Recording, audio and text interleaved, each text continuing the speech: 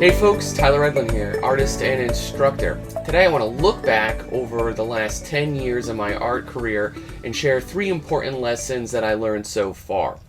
I reached out, I took the opportunity to ask 9 of my colleagues a fairly similar question. I asked that you could submit an old piece of work, a new piece of work, and write me a message letting me know something you learned along the way. So let's take a look. So I'll start out with myself. The 3 hard lessons that really struck out for me in the last decade, and they do stick out because they took me the longest to come to terms with. And the first thing is that drawing has to come first. I've avoided this for years by jumping right into value painting, blocking out shapes and masses, which is alright, but I learned that shapes, they really are made by combining lines that are drawn. And that's the most intricate layer of a painting to begin with. And I covered my weak drawing with bright colors and details for years.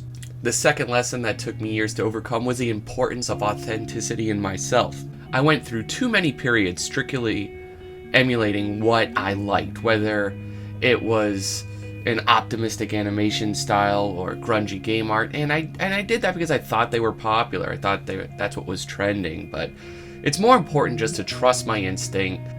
Focusing on communicating what's more important to me is what I had to do.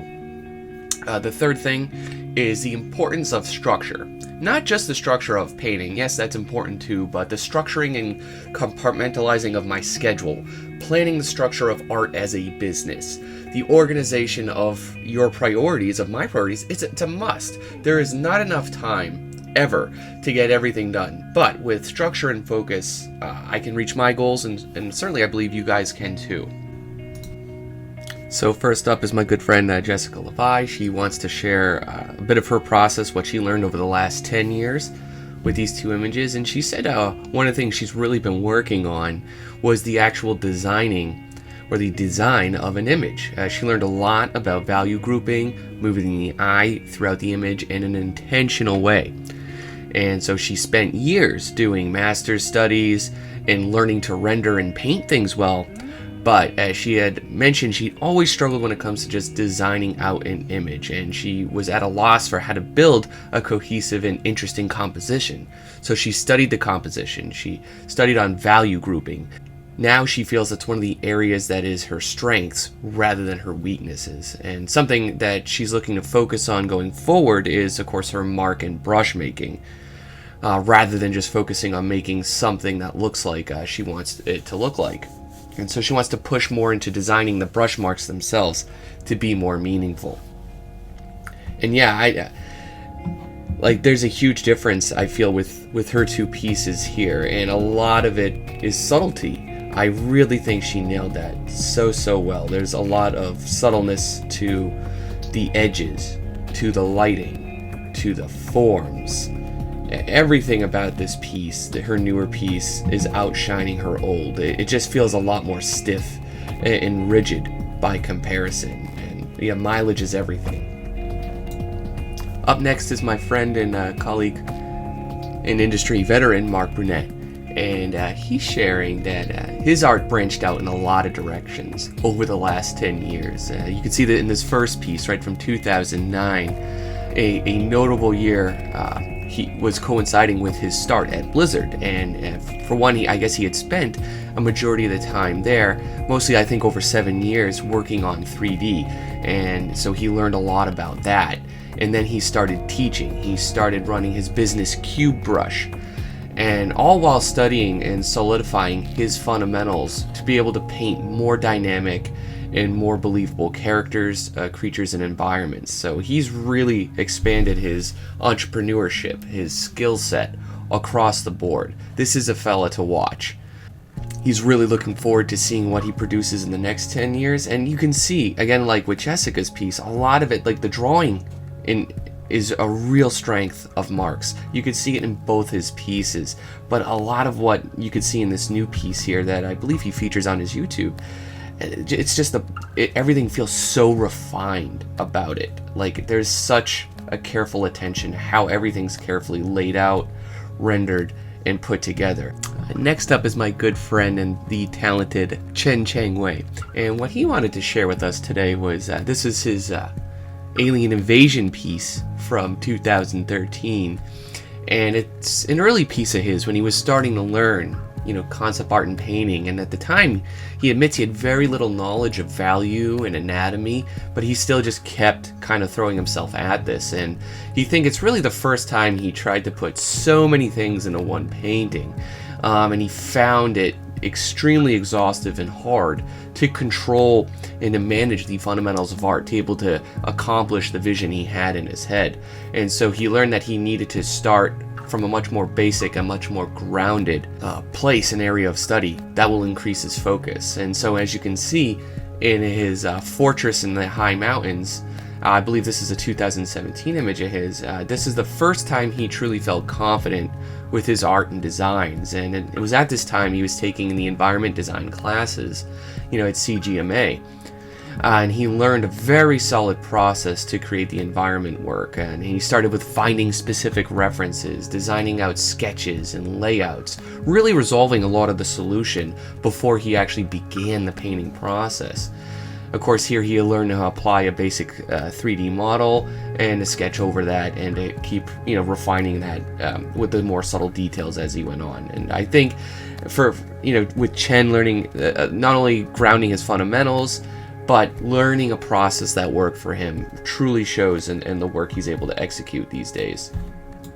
Here we have two pieces that my good friend Orion Vane would like to share with us today, and a little bit about his process. Now, he's a little bit more of a newcomer on the scene, a little bit younger, certainly than myself. So we have this first piece here, I believe he said from about 2015, and then of course we have a 2019 piece that I saw him posting on social media fairly recently. And his stuff is always kind of capturing my eye. It's always looking better and better. And basically what he wants to share is that he learned that photorealism doesn't save a painting from having a weak subject matter.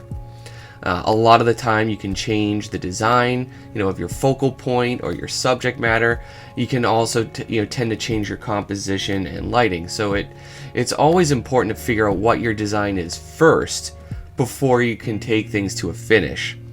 And I'm seeing a common trend here, working out the design, balancing the actual design and creative process, and finding a way to manage the fundamentals for yourself can truly help you grow exponentially. Next up, my good friend and colleague Leo Aveiro is sharing a little bit of his artistic growth. The Black Fox is from 2015, and this painting, this illustration from the interior is from this year. And what he really learned since the beginning of pursuing his art, that which started in 2013, is to take breaks when you need them and just to work smarter. Essentially kind of refocusing. Yeah, he thinks this is key to keep the balance between hard work and leisure time. And he thinks that as an artist, right, we have to keep an open mind to learn new things, to not let yourself or anyone stop you from learning that software if it helps your work. He feels the most important thing that he learned is to always go back to the fundamentals of art, no matter how far you are in your journey. And he refers to the quote, "Masters are just people who perform the fundamentals at the highest level." A lot of it for me, I am observing the brushwork, the quality of control in regards to his edges, his texture, and the lighting. Everything is just upped so much. And then of course the newer pieces that I'm noticing across a lot of these people, they always feel a little bit more grounded for the most part. Here, my friend Felicia Chen would like to share a bit of her growth. First piece from 2012 and the second from this year. And really she started out her journey just creating and painting these digital sort of environment pieces that we see here. And what she's been cultivating and practicing over the years now is a lot more focused on storytelling, and how she's learned that composition is really the key to telling a story, and that lighting can set the emotional tone for that stage as well. And currently she's working as a viz dev artist at DreamWorks, creating beautiful works for them. And I just wanted to say, I think these newer pieces of hers are absolutely stunning, and my takeaway from observing her two pieces here is just that sheer amount of control that she has over every facet of the scene. Everything feels carefully planned out, laid out, and it's carefully articulated, where I came from this very similar background where I was just focusing on environment paintings, and absolutely I never felt like my earlier pieces had nearly as much control in terms of the shape, the eye movement, and of course the narrative, regardless how subtle or not they were. Next up, my good friend and illustrator Jake Murray wants to share two of his illustrations, an earlier one he's done and one from this year. And his biggest area of improvement, as he says, has been his edge control, value control, and being much more disciplined in finding appropriate reference material. Which, if you're going into illustration, imaginative realism, having that, that high quality reference is absolutely key to portraying that degree of realism and believability within your work. There's just a high level of attention played out to the newer piece and how light is affecting materials, how the folds work on the characters. He's taking a little bit less liberties, and it doesn't feel quite as... He's taking a little bit less liberties, and his work is quite striking as a result. Next up, we have some amazing progress from Jordan Grimmer. The first piece, as he shares, is from 2011. The second is from a few months ago. I hope you guys could tell before I said that which is the new and which is the old one. And he said that really in the last 10 years, the largest thing that he's learned and to overcome was how to plan and structure an image efficiently. He doesn't claim the way he works is the best or the easiest way, but when he looks at his work from 9 to 10 years ago, he can see that he had no forethought when starting an image. He just kind of jumped in, not really thinking about composition, shapes, or values, and this always negatively impacted the end result. And so he learned to slow down with his process, break down the steps needed to put the image together. So now he tries to focus on creating a working composition first before moving into color and detail. And he feels this has totally changed his artistic output, and he feels 100% more confident now. And I think you can see the confidence in his work. It's very, very clear. And he says it's not important not to get too focused on that end result of the painting straight away. Again, I see this a lot with students. You have to get the fundamentals down at the beginning and it'll make the image work much, much better. Avoid detailing earlier on and start out simple. One last artist up to share some insight with his growth, in the last 5 to 10 years has been my good friend Antonio Stappaerts here. He learned early on that repeating the fundamentals is the key to artistic growth and efficiency. Constantly drilling shape, form, and line, and that in more recent times, learning to ignore those is the key to finding your artistic voice. But he says, if anything, he would have focused on more traditional learning even sooner, especially on the drawing side. And except for a few, you can almost train almost any fundamental skill with drawing. And that will make the transition to painting much easier. And there's a good reason why the Ateliers have been doing it like this throughout history. It's just proven to work, proven to get really good results. Guys, thanks for watching. Please hit the subscribe if you want to see more. You can check me out on Facebook, ArtStation, and Instagram. If you want more in-depth content from me, I teach 2 courses at the CG Master Academy, Architecture Design and Fundamentals of Design. If you want even more learning, you can go to brushsauceacademy.com and sign up for one-on-one mentoring. Join the hundreds of students around the world and start improving your art and design today.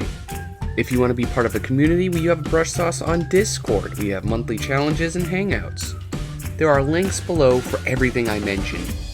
Thanks again for watching and take care.